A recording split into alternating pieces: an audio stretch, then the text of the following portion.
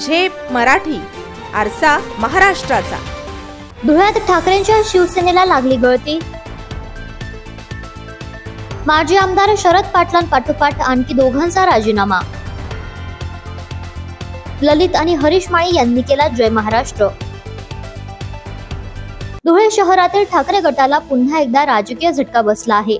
माजी आमदार प्राध्यापक शरद पाटील हे महिन्याभरापूर्वीच राजीनामा देऊन बाहेर पडल्यानंतर आता उद्धव बाळासाहेब ठाकरे सेनेचे धुळे विधानसभा संघटक ललित गंगाधर माळी आणि युवा सेना जिल्हाधिकारी हरीश माळी यांनी आपल्या पदांचा राजीनामा सादर करीत पक्षाला जय महाराष्ट्र केला आहे। दोघांनीही धुळे ग्रामीणचे माजी आमदार कुणाल पाटील यांच्या सोबत मुंबईत भाजपात प्रवेश केलाय।